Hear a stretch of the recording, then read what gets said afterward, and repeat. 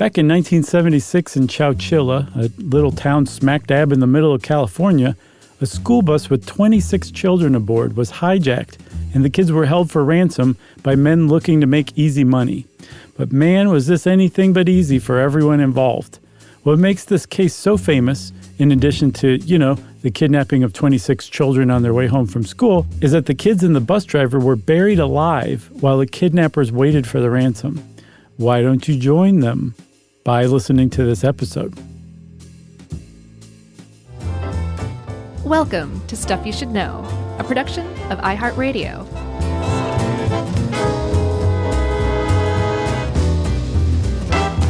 Hey, and welcome to the podcast. I'm Josh Clark, and there's Charles W. Chuck Bryant, and Jerry's here.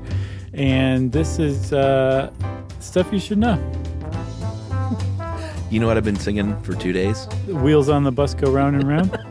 No, that's a pretty good guess, though. What? Chowchilla. I can't get it out of my head. The Godzilla song. Now, all I'm saying over and over is Chowchilla. That's a great song. Do you remember who played it? Was that like Edgar Winter or Johnny Winter? I don't know. I think it was one of the Winners. Okay. That's my guess. Okay. The Long Winters? Definitely not the Long Winters. Okay.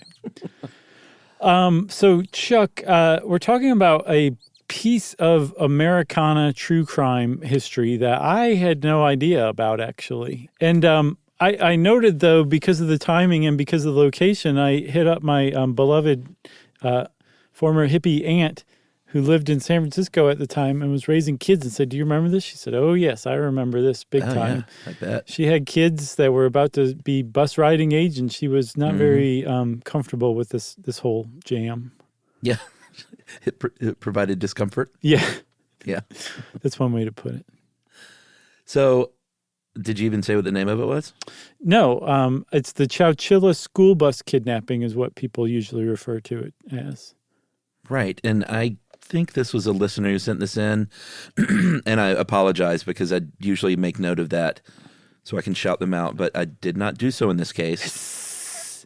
So I missed, I know, boo hiss. But yeah, this was in 1976 and still stands, according to the sources I saw, as the largest domestic kidnapping in U.S. history. So my aunt says. Oh, yeah? No, she didn't say. She also said she was not very into it. Right. I was not very comfortable by that. It's very disappointing. Yeah, the largest mass kidnapping for ransom. I'm not sure why that's a qualifier, but it is. I don't know. But I saw the same thing too, that it still stands. And it was like the idea that the most of anything happened to this little town of Chowchilla in the San Joaquin Valley, about 150 miles southeast of San Francisco. In and of itself is significant, but it was a really terrible, most of event that happened to this poor little town, as we'll see. All right, so should we just start on July 15th, 1976? Yes. All right, we'll paint a picture for you. You already mentioned where it was, between Fresno and San Francisco, out in a part of California that had some very, very small towns at the time. It's hard to imagine anywhere in California having 4,600 people living there, but that was the case in the mid-'70s in Chowchilla, and it was the next to the last day of summer school, and a bus was being driven after because it was summer school, a little fun day trip to a swimming pool, driven by 55-year-old Ed Ray. Yeah, who was a farmer there in Chowchilla himself. Apparently, he baled hay like nobody's business. That's what I heard. He was married to a woman named Odessa, who was a bank teller at the Bank of America, and he was apparently quite happy being a farmer and then driving kids around on the school bus. Because even after this, he continued on for another dozen years as the school bus driver. That's right. He had only dropped off a few kids at this point, and there were 19 girls and 7 boys on board from 5 to 14. And notably, the 14-year-old, because he will factor in pretty heavily here. Yeah. His name was Mike Marshall. He wasn't even supposed to be on that bus. He usually got picked up by his mom, but he got busted the night before with some beer.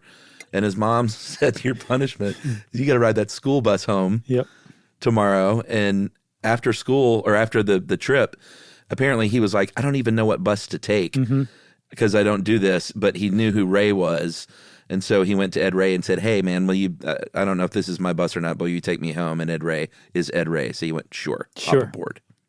So thank goodness he said that. Yeah. So after that third stop, there were 26 kids and Ed Ray on board, and Ed Ray was continuing along his route, and he turned onto a street called Avenue 21. And as he turned on to Avenue 21, Ed Ray found that there was a white van blocking the road. And apparently he started to go around it, and then I guess thought the better of it and wanted to stop and see if they needed any help instead. And when he did, he realized very quickly that he was actually being hijacked, because when you see a man with a long gun and pantyhose on his head, you're probably being hijacked. That's right. The first thing he saw was this one guy who said, open the door. And then he realized there were a couple of other guys, same MO. I think they had shotguns with the pantyhose. And they said, get in the back. We'll take over the driving from here. If you watched the movie, did you see any of that? No, I haven't yet. We'll get to it then. There's a Lifetime movie that came out in the 90s. I think 93. Looks like it was made in 83 somehow. That is on YouTube, and I highly recommend scrubbing through it. Okay. I wouldn't say watch the whole thing because I don't know if you'll be able to, but Carl Malden played Ed Ray. And I don't know if it's true to the story, but he gave them a lot of guff about getting out of that driver's seat in the movie. Oh, really? Yeah, I'm not sure if that happened in real life or not. It's a Malden improv if I've ever heard one. Yeah. Yes, and I'm not getting out of my seat. Right. My feet hurt. So he eventually did, though, and they drove that bus, followed by the van, for a bit, and then eventually transferred those kids to that van and another identical van. And I think we should point out a few smart things these guys did along the way, because they mainly did dumb things. But the kidnappers did make them jump from the school bus to the van so they wouldn't leave footprints. Yeah. And in these vans, they had all the kids and Ed Ray in the vans now, 2 vans. And they had kind of like decked these vans out. It was kind of a shoddy manner of adding plywood partitions to keep the kids from getting out, from anybody being able to see. And I think they painted over the windows. And then they drove those kids around for 11 hours in the backs of those vans with no potty breaks, no food, no water, no nothing. They just drove them around for 11 hours in July, the middle of July, in the San Joaquin Valley, pretty mercilessly, before finally arriving at the destination, which ultimately was only 100 miles away from where the kids had been kidnapped. I think they just wanted to disorient the kids. Yeah, I think that was kind of smart as well, because they could have been, 11 hours away if they managed to escape or something. Right. One of the girls years later did say that she saw through a crack that they were up there with the AC going, drinking sodas and having a good old time. And the kids and Ed Ray are back there just suffering, just terrified, obviously, of what's going on. Right. That was Jennifer Brown Hyde who said that. And she's not very happy with this whole thing. It's still to this day, from what I understand. Yeah, as you could imagine. So finally, at 3:30 a.m. on Friday morning, they were hijacked around after 3:30 p.m. on Thursday. They finally stopped driving at 3:30 in the morning, Friday morning, and they arrive at a rock quarry. They're in Livermore, California. Apparently, again, it's 100 miles away from Chowchilla, and this is what the kidnappers see as the final destination for these kids until they're ransomed off. Until the authorities cough up the money. And what they've done is bury a moving van line trailer. So like a huge moving truck, the trailer part of it, they buried it a total of 12 feet underground, and have covered it with 4 feet of dirt. And they've opened a hole, put a ladder in, and told the kids, get down there. And Ed Ray, too. That's right. And as the kids were going down, and this kind of points to the direction of how dumb these guys were, and how unprepared they were, even though they, it turns out, would have planned this thing for well over a year. They wrote down their names and their phone numbers and contact and parents' names, not on a clipboard, legal pad, but on the back of a Jack in the Box wrapper. Right. So, and then they took apparently some kind of piece of clothing from each kid, because the idea was, once again, is that they have many, many kids that should bring many, many monies and dollar bills their way. Exactly. And the fact that they're kids means that people do anything to keep them safe. So Sure. These guys figure they've got a pretty good payday with 26 kids that they're now holding hostage in a buried moving van trailer. And in the trailer, they had done a little more than they had in the van. So they had peanut butter, Cheerios, some bread down there, some water, but definitely not enough to keep all those people alive for a very long time. They'd also thought of bathrooms. They made bathrooms in the wheel wells, and they dropped ventilation tubes with some fans to force air into the van. So there was fresh air down there, but not a lot, from what I understand. Yeah, that's right. And the one faithful mistake they made was that for their comfort, they included some old box springs and mattresses and stuff for them to sit on and lay on, which would end up being their undoing. Should we take a break? I think we should, because now you've got 26 kids buried in a buried trailer right now in Livermore, California at 3:30 in the morning. Not a good thing to happen. That's right. So we'll pick up with what's going on in Chowchilla right after this.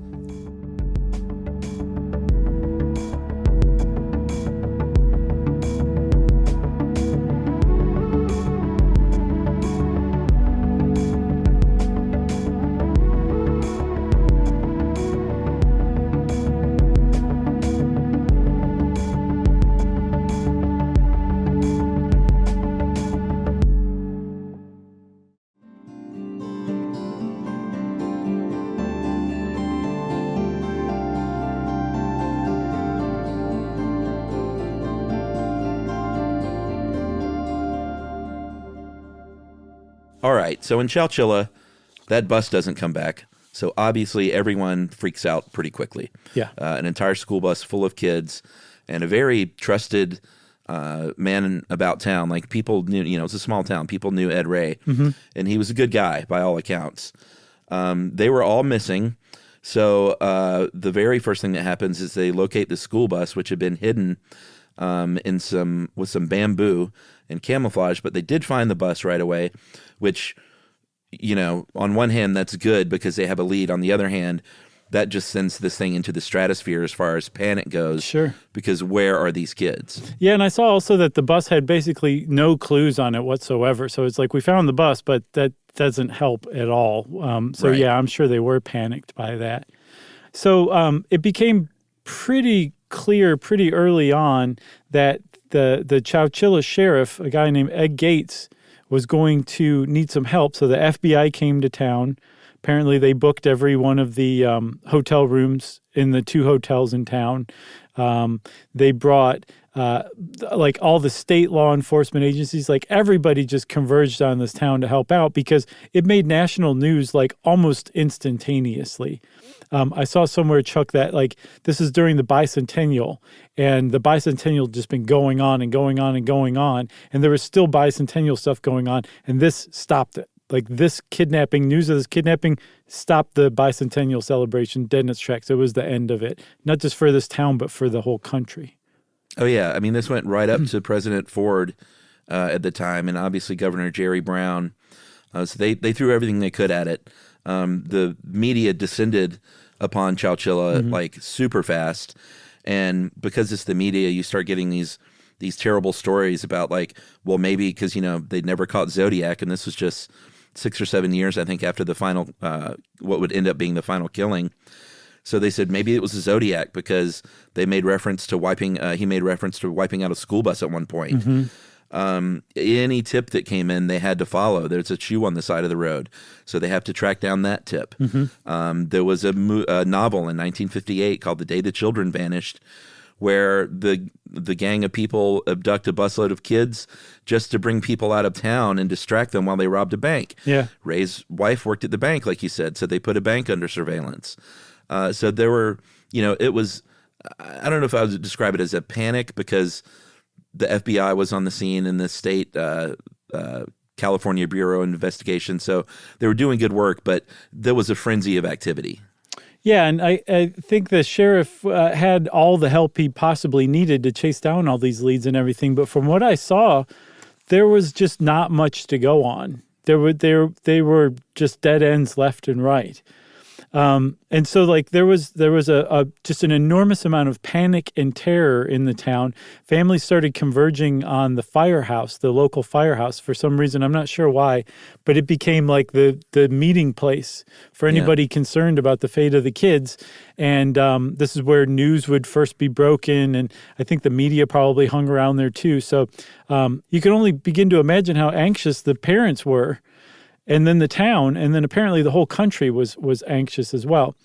And so it was really kind of surprising when all of a sudden, at about 8 p.m. the next night, Saturday night, so the kids have been gone for almost about carry the one about 30 hours, 32 hours, something like that at this point. 32 hours of terror.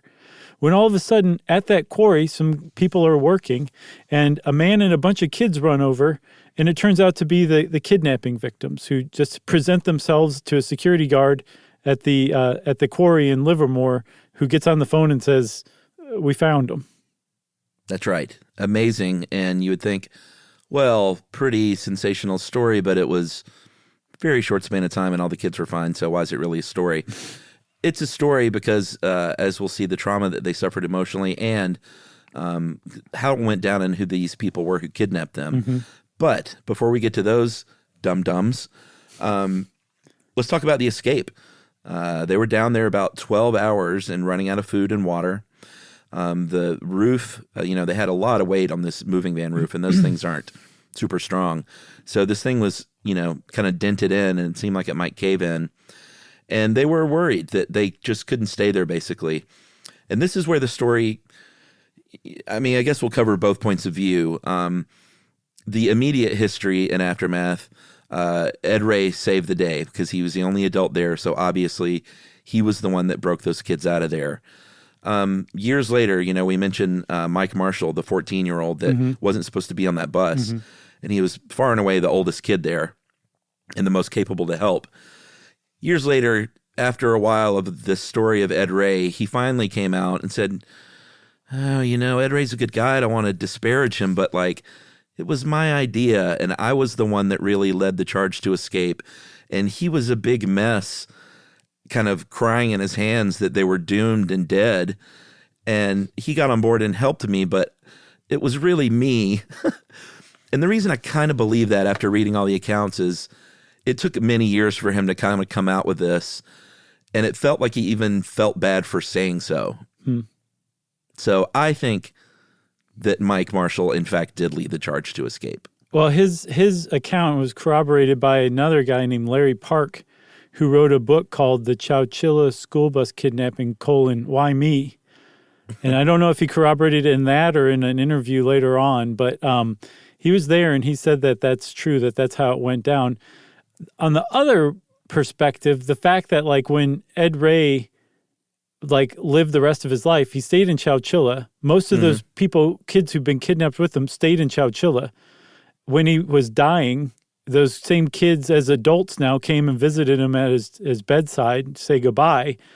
There's plenty of opportunity for, little town to start talking, whispers and that kind of thing. And that doesn't seem to have happened. He seems to have died considered a hero as well. So my take on it, Chuck, is that he may have been gloom and doom about their prospects to begin with, and maybe it really was Mike Marshall who said, "No, we need to try to get out of here." But even Mike Marshall said after a while, once Mike Marshall started to try, Ed Ray joined in and started helping, and that they might not have been able strength. they might not have been able to get out had a grown man not been helping them push against this. Totally agree. I think we park our cars in the same garage here. Yeah, look at them. They're both shiny. heroes. So here's how they got out. They took those mattresses and stacked them up, and they took apart they kind of smashed one of the box springs, which are framed in wood, And they started using that wood as like a sort of makeshift crowbar to try and, what these guys, kidnappers, had done is they put some sort of iron plate. I've seen manhole, but it was some kind of heavy metal plate over the thing, along with 2 industrial tractor batteries, which are super heavy, and then dirt. So there's ended up being several hundred pounds kind of weighing this thing down, this escape hatch. But they were able, after hours and hours, to finally kind of use that wood to pry open just enough to where they see starlight and dirt leaking in. And with the help of Ed Ray and his, manly man strength, they were able to climb out of there. Mike Marshall was. So Mike Marshall climbed out, and then from that moment on, and so apparently also Ed Ray was really worried, and I guess Mike Marshall was too, but it was not a deterrent for him. But they were worried that there was at least one or more of the kidnappers hanging around with a gun. They didn't know what was going on up there. So there was a good chance in their minds that they were going to poke through and just be shot on sight. Sure. So they were worried about that. And luckily, when Mike Marshall poked his head up, he saw that there was no one around. There's nobody guarding it. It turned out that they had long since left. So Mike Marshall had Ed Ray start handing kids up to him. And they got all the kids out and then Ed Ray out. And Mike Marshall ran into the woods to hide. So in case the kidnappers were still around, they just hadn't seen them yet, and those kids were intercepted by him, at least Mike Marshall would be able to run away through the woods and get help. Very smart. But it turned out the kidnappers weren't there, and somebody luckily was still working at the quarry, I believe including a security guard, when Ed Ray and the kids ran up and presented themselves. So that's how, and then I guess the guy got on the phone, and within moments of that happening, the news made it back to Chowchilla that they'd all been found safe and they were all alive and generally unharmed. And Ed Ray was basically automatically hailed as a hero. Carl Malden was certainly portrayed as the hero. Yeah. In the Lifetime movie. They said, "Do you have anything you'd like to say?" And he said, "Just that my feet hurt."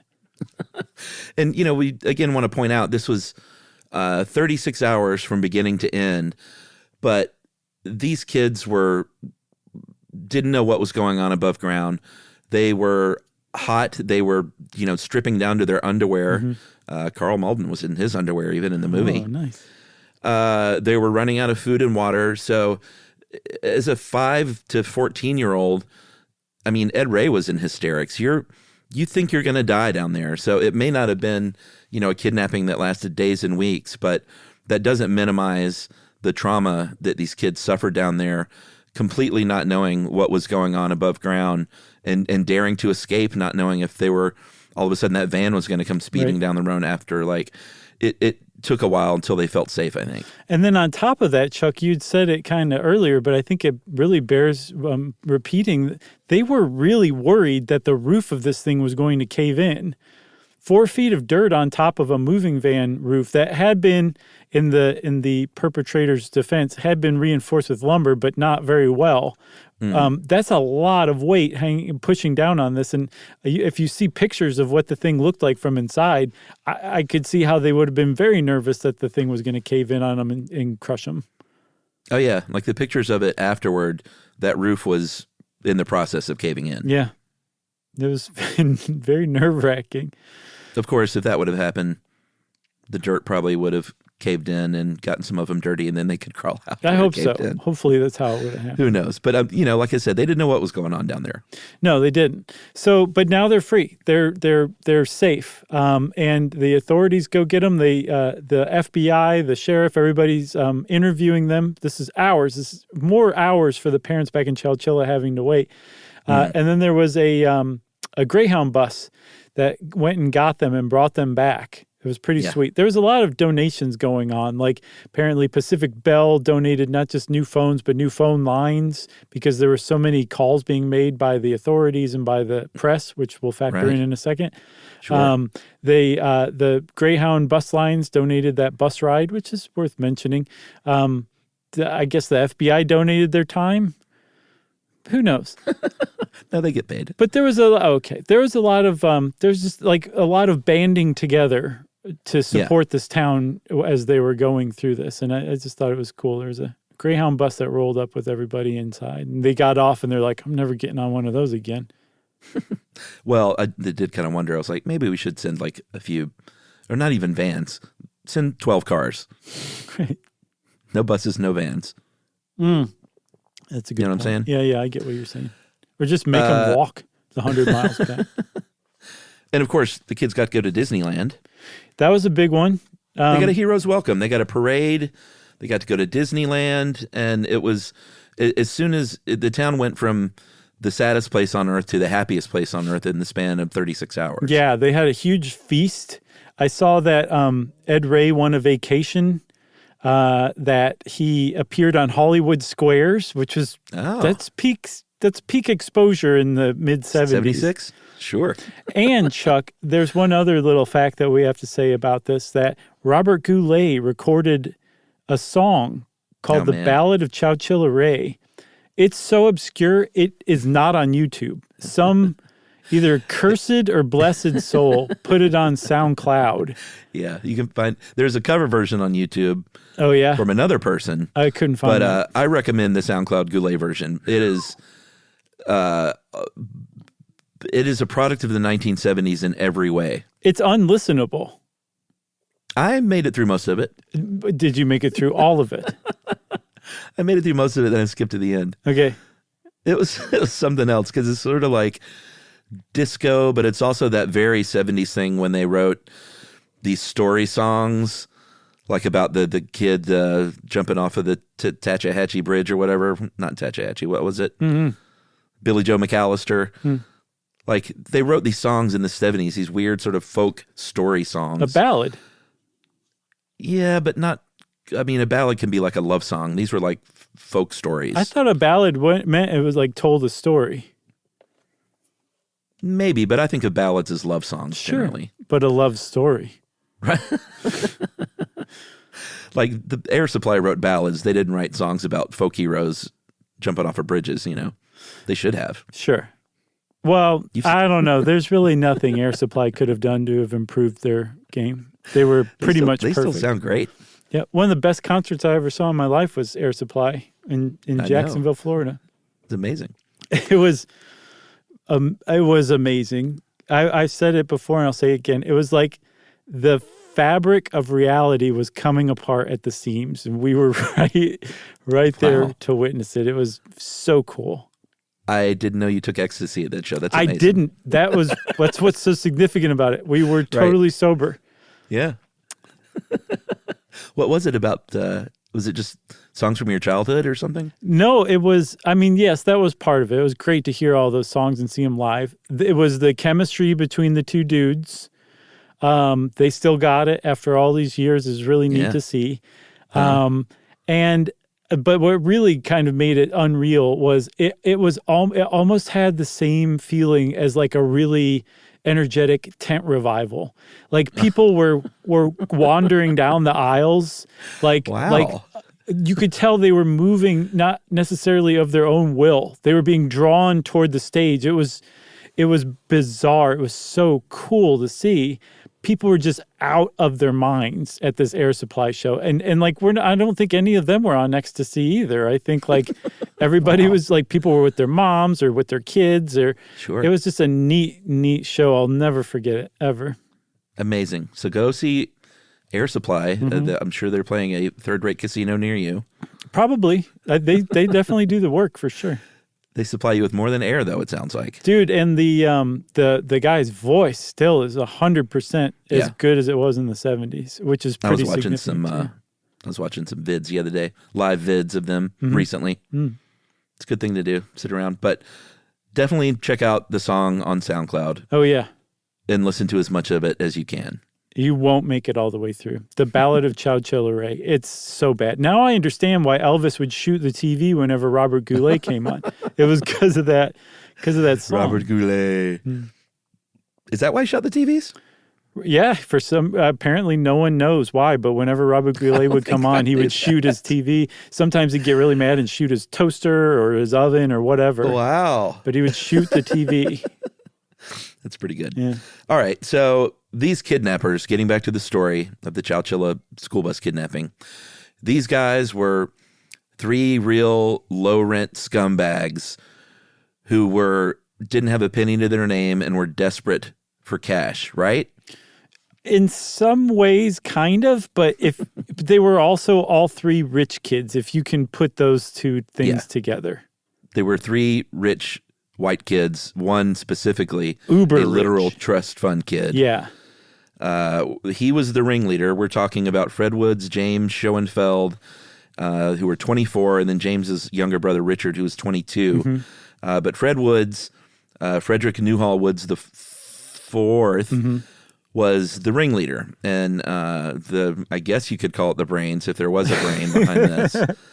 But he came from a long line of California money.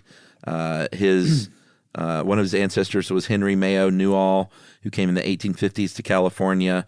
Part of Santa Clarita is Newall, California, named for him. They made a ton of money in real estate speculation and railroads, and then eventually oil and ranching, and had a several $100 million family fortune. Yeah, I read that they made in the 70s about $350 million a year in the 70s. A year. Just that family doing nothing. And by the time this guy, Fred Woods IV, came along, there were generations of this family that had never worked a day in their life. So it's not like his parents struck it rich and they remembered their roots. Like their roots were just gobsmackingly wealthy. That's what they knew. And apparently Fred was not particularly paid attention to by his parents, and it had some effects on him. And I saw also that he had trouble living up to his father's expectations for him. Of a do-nothing blue blood? Yeah. But that his dad's approval meant a lot to him. Yeah. That's a terrible position for any person to be in. And I feel for him in that respect. And I also think from what I saw, there was a New York Times article about him while I believe he was still at large, where he said that he's described as a loser in the headline. Yeah. The New York Times calls him a loser, at least says other people called him a loser in their headline. He was that kind of person. And again, it was the 70s, but he was also that kind of person. He's just he was the product of wealthy, neglectful parents, from what I can tell, and also an education system that seems to have failed him, at least in the grammar portion. Yeah. We'll get to that. He didn't have a lot of friends. He never really had a ton of girlfriends. Which is ironic because he ended up being married 4 times, which we'll get to. He lived in a converted apartment in an outbuilding on the nearly 80-acre estate in Portola Valley, where his grandmother lived and his parents lived, even though they were traveling by themselves usually. He got a job at that rock quarry. Your first indication that they may not have had the smartest plan. Sure. Because his dad owned it. And he was into cars. He collected cars with his money. The ringleader did. He had dozens and dozens of cars. His buddy James, who helped him, he was rich too. Not that kind of rich, but his parent, his dad was a podiatrist, so they had doctor money. So they were doing pretty well as well. And they got into various businesses together. They had a used car business together.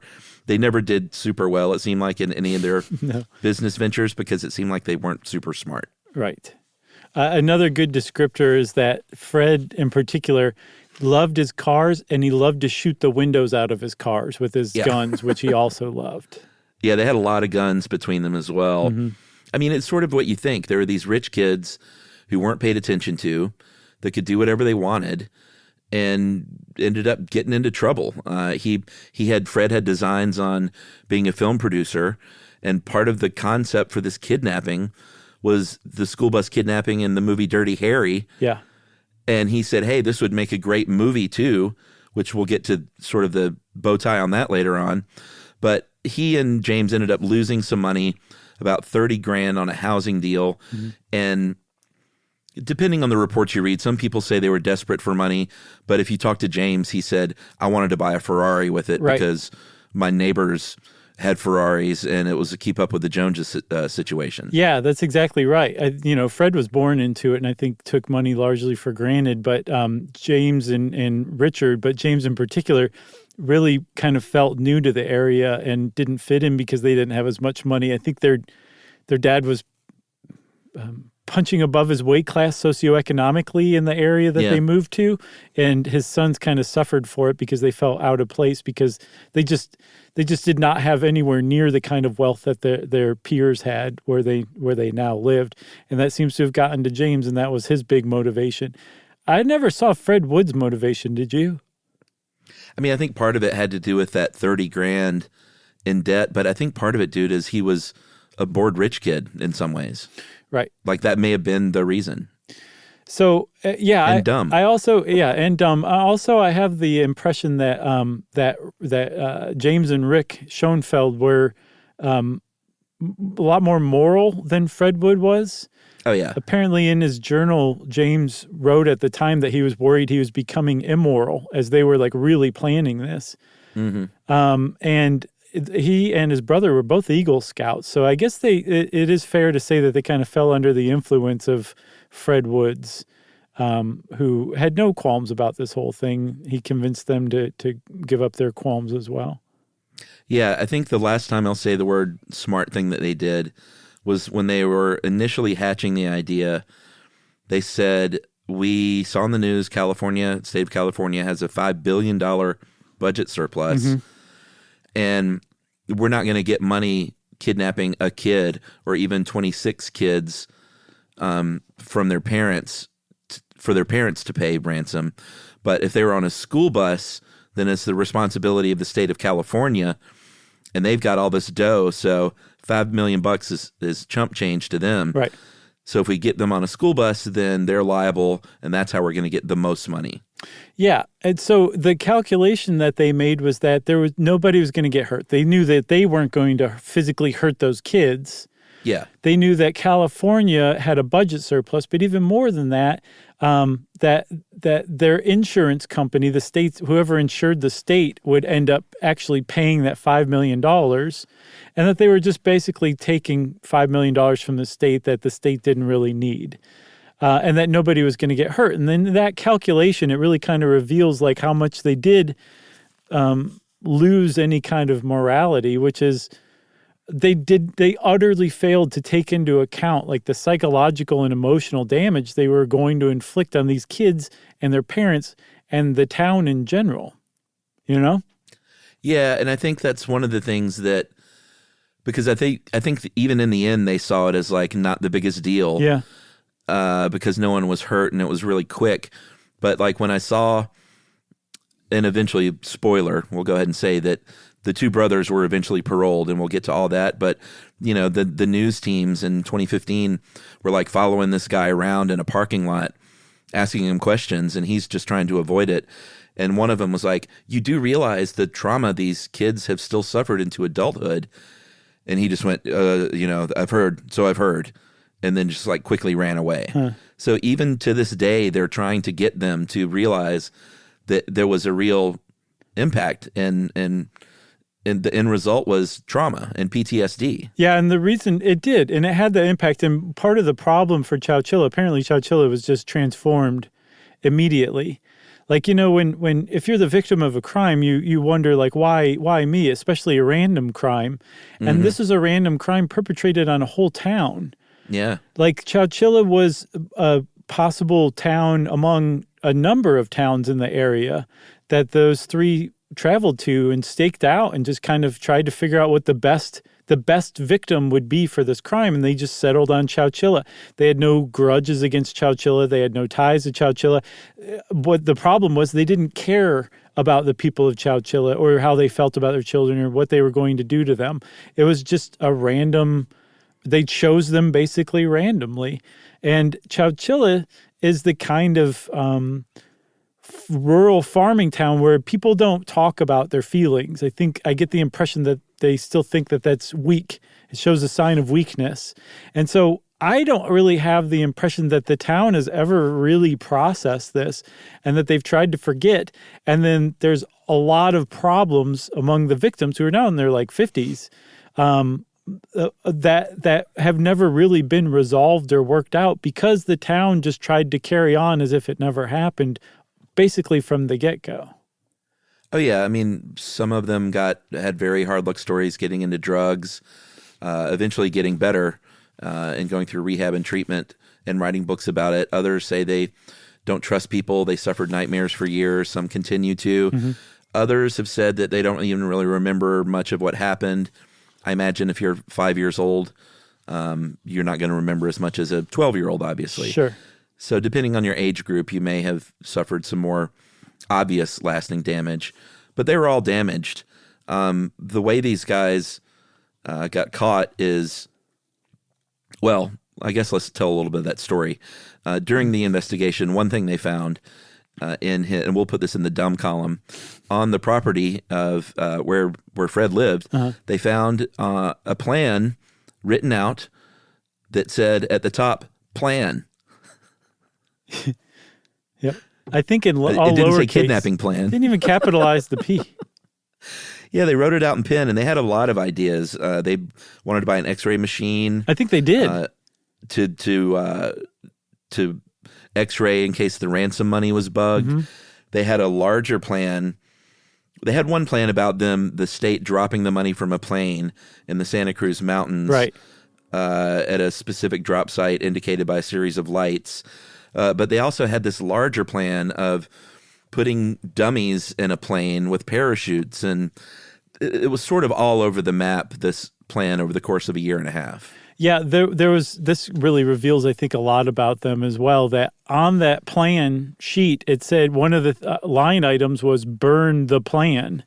Yeah. They just didn't get around to that. They left there was a it ransom instead. note, yeah, there was, I think, too. Yeah, and it had a lot of like scratch outs and misspellings. And apparently it referred to Fred by name in the ransom note that they planned to give to the authorities. Like really dumb code stuff. They were trying to throw the authorities, they were trying to sniff the authorities off the case, I guess, by posing or presenting themselves as a satanic group. And they said that their name was Beelzebub, but they misspelled Beelzebub. Yeah. They spelled it Beelsabub. Which is just offensive to anybody who knows how to spell that word. It's just like, if you misspell things in your ransom note, like you're not going to do very well for yourself, most likely. That's right. In the aftermath of the kidnapping, from when they buried the kids to when they left, the plan was call the Chowchilla Police Department, demand your $5 million ransom. Yep. But the Chowchilla phone system was very small, and there were, obviously, when you kidnap 26 kids and the media is descending, every phone line was busy. They literally could not get through with their ransom demand. The kids escaped before they even got through with a ransom demand. Yeah.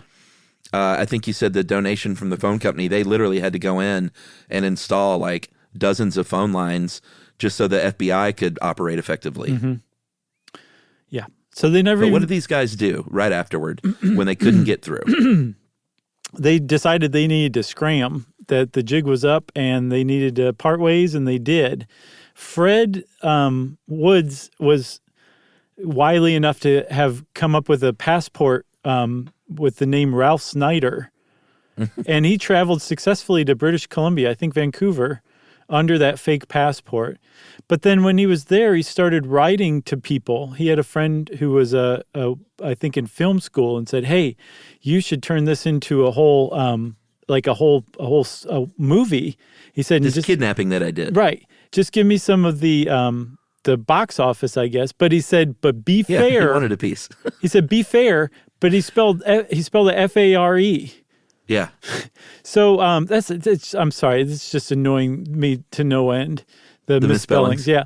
But then he signed the letter, sent it as Ralph Snyder. So he sent it as his alias. So the cops, the FBI, tracked him like within days to Vancouver and got the Royal Canadian Mounted Police to arrest him. I wonder, he knew the guy though in film school. I wonder if this guy was like, "Who is this?" Who's Ralph Snyder? Or if he put in parentheses, "That's my alias. This is Fred." Don't tell the FBI. But he misspelled FBI. So Rick, the younger Schoenfeld, for his part, almost immediately confessed. He got home after the three of them met up and then split up, went home and told his dad what he did. his dad, because they had money, again, as a podiatrist, got him a lawyer, toot sweet. And so that's why we don't know exactly, that's one reason we don't know exactly what happened in those first, hours afterward, is because the lawyer kind of kept that all quiet. Although I did see a news report that said they took naps. I don't know if that's true or not, but I did see that. It sounds right. It holds up if you put it up against everything else. And keep in mind, once again, they took these kids to a quarry that Fred Wood's dad owned and where Fred Woods worked. And the quarry security guard said, when they were interviewed, well, yeah, last week Fred and two other guys dug a big hole out there, a few months before this happened, like a moving van size hole. Right. But the hole's gone now, so who cares? Right, exactly. So Rick turned himself in. Fred got caught. James made attempts to cross the border into Canada himself, but apparently the Canadian authorities considered him A, way too nervous, B, way too vague about what he planned to do in Canada, and C, in possession of way too many guns to be let in the country. And apparently he tried 2 or 3 times using his own name to get in and finally gave up and turned around. And I guess he had decided he was going to turn himself into authorities, but because of an all-points bulletin on his license plate, he was picked up before he could turn himself in. Right. So they were all collected less than 2 weeks after it happened. Yes. All right. Well, let's take our last break, and then we will kind of quickly go over the sentencing and what happened afterward right after this.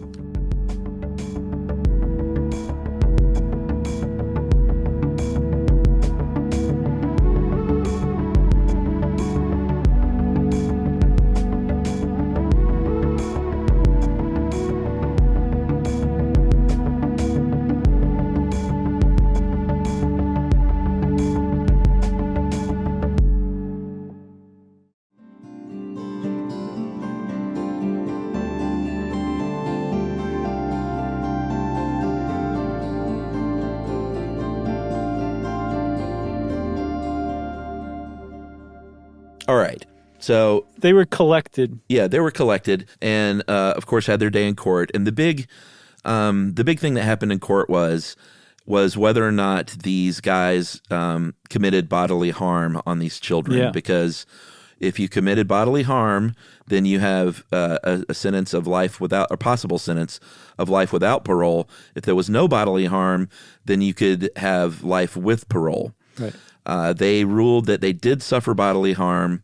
So they had stomach trouble, they had nosebleeds, some of the kids fainted, and that counted. But in 1980, an appeals court reversed that ruling, said that is not bodily harm, and that made them eligible for parole. And since then, like I said earlier, the two Schoenfeld brothers have been released in, I think, 2012 and 2015. Right. Like long after some observers who were involved in the case think that they should have been paroled, like especially Richard Schoenfeld. He was 22 at the time. He was basically there, I saw it described as along for the ride. Mm-hmm. Again, an Eagle Scout. He probably became an Eagle Scout 3-4 years before this happened. And he spent 39 years in prison? Yeah. I guess so. 2015 is when, or he got out in 2012, yeah. Okay, yeah. So, about 37 years in prison. Of his life, from age 22, he spent the next 37 years in prison for basically hanging out with his brother and his brother's goofy friend, doing something really stupid. And a lot of other people said, yeah, and if you're going to let Richard Schoenfeld out, you should really probably take another look at James Schoenfeld too, because, yeah, he was more involved than his brother, but he was still no Fred Woods. And then you get to Fred Woods and people say, yeah, he doesn't really deserve to be paroled. Yeah, I mean, the other two were model prisoners, and they also had, people that were active. I don't know if it was a prosecutor or investigator. I think the investigator for the case eventually advocated for parole. Both did. Yeah, so, some of the townspeople felt betrayed by that, but they did get out. Fred Woods was not a model prisoner. He was still as shady as ever. you're not supposed to run businesses from prison, but he ran a gold mine. He ran a used car business. He ran a Christmas tree farm. He got married a few times. The reason he was finally outed was he was running the Christmas tree farm, and Michael Bianchi, who was managing that business, got injured on the job, and Wood said, "I'm not going to help pay for the surgery." So Bianchi said, all right, and he filed a state workers' comp claim, and they got on the investigation and found out that Woods was behind the operation. So he's not when it comes time for parole, that doesn't look good. No, and I guess he's been denied parole 17 times so far. Yes. And he's up next in 2024. And a lot of people think he might never be paroled, actually. Well, he bought a mansion in Nipomo, California, 30 miles from the prison that no one lives at. He did have a civil lawsuit in 2016 where he had to pay out money to the victims that was described as, quote, enough to pay for some serious therapy, but not enough to buy a house. Which is significant, too, because they did rule, an appeals court ruled in 1980 that they didn't inflict bodily harm. But I wonder if that same appeals court would come to that conclusion in 2021 based on interviews with some of the people who were abducted, like oh, no way. Like Jennifer Brown Hyde, who I mentioned earlier, who's not... I think emotional harm would play in these days. Right. And there was definitely emotional harm inflicted. You talked about Larry Park, who was addicted to meth and crack before he finally found forgiveness and actually went and met with all three of the perpetrators and shook their hands and told them he forgave them and apparently changed his own life like that. If you haven't listened Fred Ward said, hey, I could make you a heck of a deal on a used van. No, Fred Ward took his watch when he shook his hand. Well, I was kidding, but my final little factoid is that that used car lot had those two vans, and he held on to those because he thought they would be worth a lot of money as the kidnap vans. Yeah. Which they might be worth an extra few $100. I could see that, but I don't know if that's the crown jewel of your inventory. I don't know. Nick Cage bought them. Right. And then you can go watch that movie from Lifetime in 1993 called "They've Taken Our Children" if you want to see Carl Malden in his underwear. Apparently.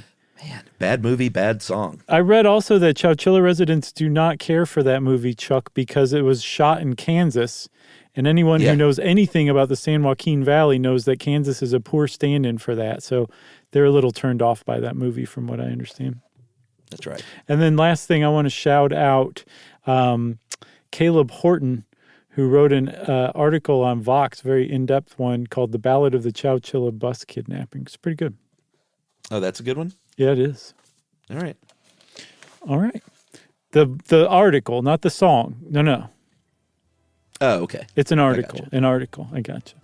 Okay, well, since we worked out the misunderstanding, everybody, that means it's time for listener mail. I'm going to call this, let me see. How about racist ticketing? In our episode on jaywalking, we talked about people of in the Black and Hispanic communities are ticketed more for jaywalking. And this is from Valerie Mates in Ann Arbor, Michigan. Hey guys, you mentioned that Black and Hispanic drivers are issued more traffic tickets than white drivers. This is an interesting issue. In Chicago, when they installed traffic cameras, they found that the cameras, despite being race neutral, still gave more tickets to Black and Hispanic drivers. So, of course, they wanted to study that. The experts found that more affluent neighborhoods are built with more features that would naturally slow down traffic. More sidewalks, more stop signs, more crosswalks, while poorer neighborhoods had fewer of those things, and the result would cars would be naturally would tend to drive faster in poorer neighborhoods. Since Black and Hispanic drivers are more likely to live and be driving in less wealthy neighborhoods in Chicago, they were more likely to be speeding and caught by traffic cameras, or so says the evidence, at least. Crazy. It's not just prejudice on the part of police officers that causes this discrepancy. It's actually a difference in how the neighborhoods are built systematically. Thought it was really interesting. And I agree, Indeed. Valerie. Thanks for sending that in. Who was it again? Valerie Mates of Ann Arbor. Thanks a lot, Valerie. That's a great one. If you got a great one like Valerie does, we love little brain busters like that. So you can wrap them up, spank them on the bottom, and send them off via email to stuffpodcast@iheartradio.com. Stuff You Should Know is a production of iHeartRadio. For more podcasts from iHeartRadio, visit the iHeartRadio app, Apple Podcasts, or wherever you listen to your favorite shows.